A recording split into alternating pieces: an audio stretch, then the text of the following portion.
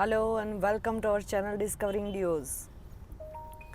आज हम एक ऐसे डेस्टिनेशन पे आए हैं कि जो यात्रा तो है ही है, लेकिन वो नेचर से भरी हुई है। और ये पूरा जो हमारा पूना का व्लॉगिंग है वो गुजराती में होने वाला है। अगर जो गुजराती नहीं समझ सकते उसके लिए मैं ये बता दूं कि जो आप जब भी वीडियो ऑन करोगे तो नीचे सी करके जो लिखा हुआ आएगा, यानी कि वो सबटाइटल है, आप वहाँ पर क्लिक करोगे तो आपको जो भी लैंग्वेज में सुनना है वो सुन पाओगे। તો બસ કેમ છો મિત્રો? અમે પૂના આવી ગયા છે અને બસ હવે ટેક્સીમાં બેસી ગયા છે અને જઈ રહ્યા છે અષ્ટવિનાયક। અષ્ટવિનાયક એટલે કે સમજવા માટે, જેમ કે આપણા 12 જ્યોતિર્લિંગ છે, એ 12 જ્યોતિર્લિંગ સ્વયંભૂ છે, એવી જ રીતે આ અષ્ટવિનાયક છે જે 8 જુદા જુદા પૂનાની આસપાસ ગામમાં આવેલા છે, જે સ્વયંભૂ છે। તો અહીંયા જે ગણપતિની યાત્રા છે એ ખૂબ જ પવિત્ર માનવામાં આવે છે અને આજે અમે એ શરૂ કરીશું। ટોટલ જે 8 અલગ અલગ ગામમાં જે ગણપતિ છે એનો ટોટલ કિલોમીટર વાઇઝ જોવા જઈએ તો લગભગ 650 થી 700 કિલોમીટર ગણતરી કરીએ તો છે। અને એ ટ્રાવેલ માટે લગભગ મિનિમમ તમને 2 દિવસ તો જોઈએ જ। અને અમારો પ્લાન છે કે 2 દિવસ તો છે જ, પણ અમે ત્રીજો દિવસ એક સ્પેરમાં રાખ્યો છે, કેમ કે બહુ બધી ઇન્ટરેસ્ટિંગ છે, આગળ બી ઘણું બધું આવશે, રિવીલ થતું જશે। પણ અમે એક વધારામાં કરવાના છીએ ભીમાશંકર, જે વન ઓફ ધ એક જ્યોતિર્લિંગ પણ છે। તો આ બધું જ આવવાનું છે પૂનાની સિરીઝમાં, તો વિડીયોમાં એન્ડ સુધી બનેલા રહેજો। આગળની કોઈ પણ વિડીયોઝ ના જોયા હોય તો જલ્દીથી અમારા પ્લેલિસ્ટ બનેલા છે એમાં જઈ અને ચેક કરી લેજો। સબસ્ક્રાઈબ ના કર્યું હોય તો પણ કરી લેજો અને આપણે જર્ની સ્ટાર્ટ કરીએ। સૌથી પહેલાં અહીંયાથી જઈ રહ્યા છે મોરેશ્વર। પૂનાથી સૌથી પહેલાં અષ્ટવિનાયક માટે સૌથી પહેલાં ગણપતિ મોરગાંવ જઈ રહ્યા છે। મોરગાંવ પૂનાથી લગભગ 65 કિલોમીટર્સ દૂર છે અને મોરગાંવમાં મોરેશ્વર ગણપતિ છે। તો સૌથી પહેલાં એના દર્શન કરીશું અને એમાં જ્યાં સુધી અંદર પણ મોબાઈલ અલાઉડ હશે ત્યાં સુધી ચોક્કસ તમને બતાવીશું અને પછી ત્યાંથી આગળ આપણે કન્ટિન્યુ કરીશું। તો ચાલો મળીએ આગળની જર્નીમાં।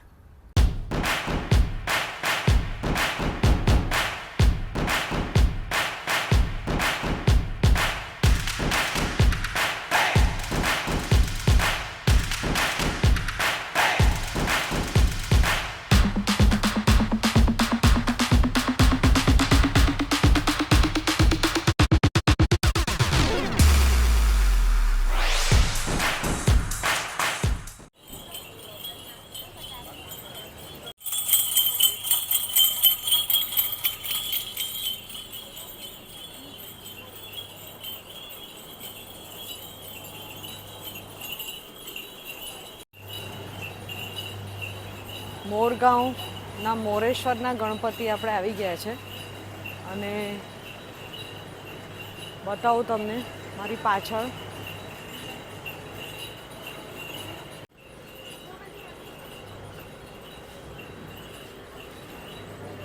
અહીંયા શ્રી મયુરેશ્વર ભોજનાલય અને ભક્ત નિવાસ બી છે। એનું એડ્રેસ છે અહીંયા આ તરફ છે, પાછળ દેખાય છે એ જ લાગે છે અને આપણે જઈએ છીએ અહીંયાથી।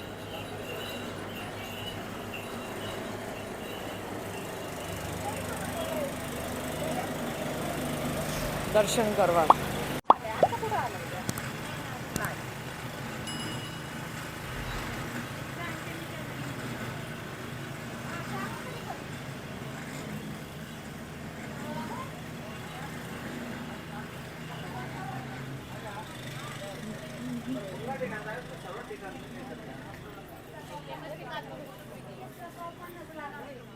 બંને બાજુ આ રીતે થોડું સુશોભનનું રમકડા એવી બધી દુકાનો છે અને આ જો આ લીલા અંજીર છે।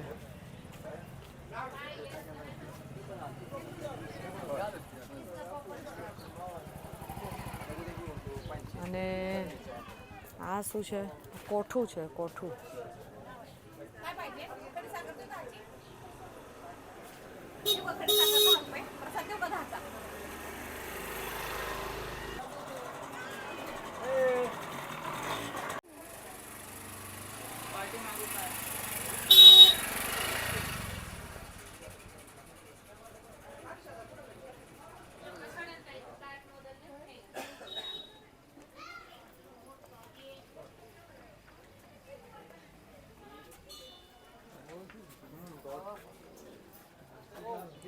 શિવાજી મહારાજની પણ મૂર્તિઓ છે અહીંયા.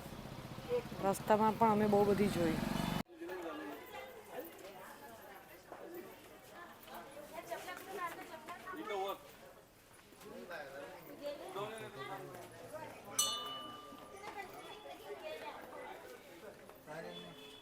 સેન્ટ્રલ બેંક બાજુમાં જ છે અને આ એનો મેઇન ગેટ છે. કિલ્લા જેવો દેખાઈ રહ્યો છે. તો ચલો અંદર જઈએ. ચીચવડ દેવસ્થાન ટ્રસ્ટ દ્વારા આ મેનેજ થાય છે. આપણે જોઈએ છે કે શંકરના મંદિરની આગળ નંદી હોય, પણ અહીંયા તો દરેક ગણપતિની આગળ આવી તમને નંદીની મૂર્તિ જોવા મળશે.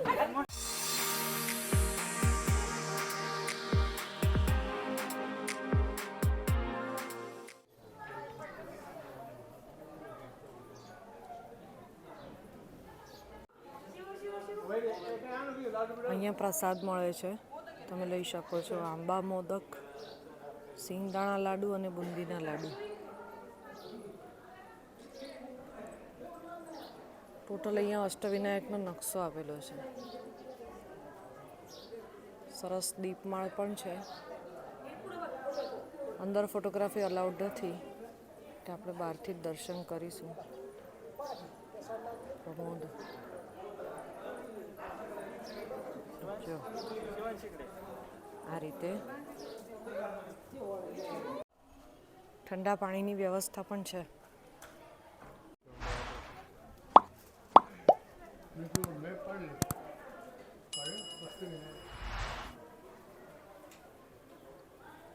કિલ્લા જેવું જ બિલકુલ લાગે. જો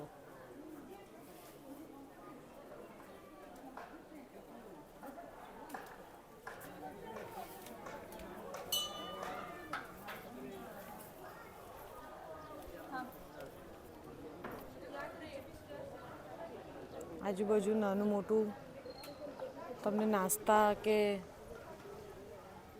શાક ભાખરી કે એવું કંઈક મળી રહે, પણ અમે તો સાથે જ લઈને આવ્યા છે એટલે એવી રીતે જ હમણાં પેટ પૂજા કરી લઈશું. જો અહીંયા સામે જ છે શ્રી ડાઇનિંગ હોલ, ભક્ત નિવાસ. એસી નોન એસી રૂમ બી છે અહીંયા. હમણાં જ અમે મોરેશ્વરના દર્શન કર્યા, પણ ટૂંકમાં તમને એની સ્ટોરી કહી દઉં તો કશ્યપ ઋષિ અને એમના પત્નીને કોઈ સંતાનો નહોતા થતા, એટલે એમણે એવું નક્કી કર્યું કે આપણે પંખીના રૂપમાં બાળકને જન્મ આપીએ. અને એ જ્યારે વાત આગળ વધી ત્યારે એ લોકોએ પંખીના રૂપમાં એક ઈંડું જે હતું એ ઈંડું જ્યારે જન્મવાની તૈયારીમાં હતું, એમાંથી બહાર આવવાની તૈયારીમાં હતું, તે વખતે ગણેશજી ભૂલથી એ ઈંડા પર બેસી ગયા અને એમનાથી ઈંડું તૂટી ગયું. એટલે ઈંડામાંથી મયુર એટલે કે મોર અંદરથી નીકળ્યો. એટલે કશ્યપ ઋષિ ગુસ્સે થઈ ગયા, બંને પતિ પત્ની, અને ગણેશજી સાથે એમનું યુદ્ધ થયું આ બાબતે. પછી એમના પત્ની વચ્ચે પડે છે. એ કહે છે કે આ સંઘર્ષ અટકાવો. એટલે પછી છેવટે ગણેશજી માની જાય છે અને એ મયુરને પોતાનું વાહન ધારી અને એ અહીંયા બિરાજે છે. પણ સાથે સાથે એક રાક્ષસનો વધ એ અહીંયા મયુર ઉપર બેસીને કરે છે અને ત્યારથી એ અહીંયા મયુરેશ્વર તરીકે એ પૂજાય છે. તો આ એની ટૂંકી સ્ટોરી છે. હવે આપણે અહીંયાથી જઈશું સિદ્ધટેક. તો ચાલો મળીએ નેક્સ્ટ ગણપતિ.